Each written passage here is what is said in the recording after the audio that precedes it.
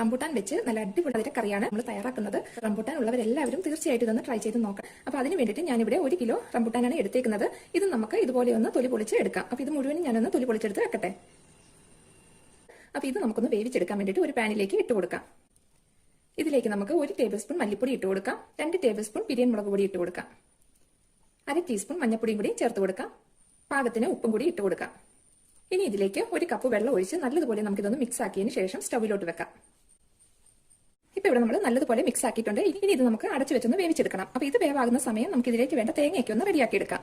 ഞാനിവിടെ 1 കപ്പ് ചിരകിയ തേങ്ങയാണ് എടുത്തേക്കുന്നത്. അത് നമുക്ക് ഈ പാനിലേക്ക് ഇട്ട് കൊടുക്കാം. ഇതിലേക്ക് നമുക്ക് ഒരു 10 ചുവന്നുള്ളി വട്ട വരിഞ്ഞെടുത്തിട്ടുണ്ട്, അതും കൂടി ഇട്ട് കൊടുക്കാം. ഒരു 2 തണ്ട് കറിവേപ്പിലയും കൂടി ഇട്ട് കൊടുക്കാം. കൂടെ തന്നെ കുറച്ച് കടുകും കൂടി ഇട്ട് കൊടുക്കാം.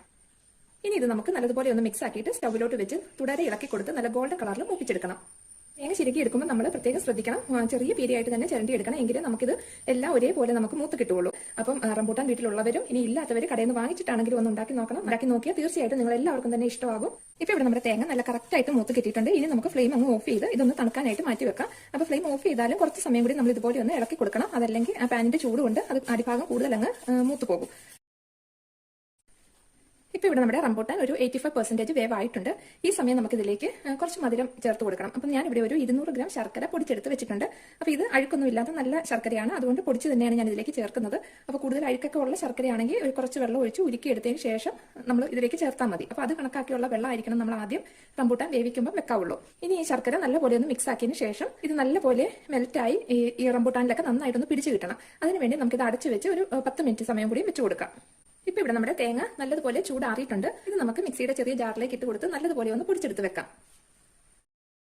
ഇപ്പോൾ ഇവിടെ നമ്മൾ ഒരു മീഡിയം ഫ്ലെയിമിൽ 10 മിനിറ്റ് വേവിച്ചപ്പം ആ ശർക്കരയൊക്കെ നല്ലതുപോലെ മെൽറ്റായി നമ്മുടെ റംബൂട്ടാനിൽ പിടിച്ചിട്ട് നല്ലതുപോലെ റംബൂട്ടാനും വേവായി കിട്ടിയിട്ടുണ്ട്. അപ്പോൾ ഇനി ഇതിലേക്ക് നമുക്ക് പൊടിച്ച് വെച്ചിരിക്കുന്ന തേങ്ങ ചേർത്ത് കൊടുക്കാം. തേങ്ങ ചേർത്തിട്ട് നല്ലതുപോലെ ഒന്നും കൂടി മിക്സ് ആക്കണം. മിക്സ് ആക്കിയതിന് ശേഷം ഇനി നമ്മൾ ലോ ഫ്ലെയിമിൽ ഒരു 10 മിനിറ്റ് വെച്ച് കൊടുക്കണം. അങ്ങനെ ലോ ഫ്ലെയിമിൽ ഇരിക്കുമ്പോൾ ആ തേങ്ങയുടെ അരപ്പെല്ലാം നല്ലതുപോലെ നമ്മുടെ കറിയിൽ പിടിച്ച് നന്നായിട്ട് കറി കുറച്ചൊന്ന് തിക്കായി വരും. അപ്പോൾ അത്രയും സമയം കൂടി നമുക്ക് ഇതൊന്ന് അടച്ചു വെച്ച് കൊടുക്കാം. അപ്പോൾ ഇടയ്ക്ക് നമ്മളൊന്ന് ഇളക്കി കൊടുക്കണം. ഇപ്പോൾ ഇവിടെ 10 മിനിറ്റ് ആയി. ഇത് കണ്ടോ, നല്ല കറക്റ്റായിട്ട് നമ്മുടെ കറി റെഡിയായി കഴിഞ്ഞു. അപ്പോൾ ഇനി ഇത് നമുക്ക് താളിക്കാനായിട്ട് ഒരു പാനിലേക്ക് കുറച്ച് വെളിച്ചെണ്ണ ഒഴിച്ചൊന്ന് ചൂടാക്കി എടുക്കാം. എണ്ണ നന്നായിട്ട് ചൂടായിട്ടുണ്ട്. ഇതിലേക്ക് നമുക്ക് കുറച്ച് കടുക് ഇട്ട് കൊടുക്കാം.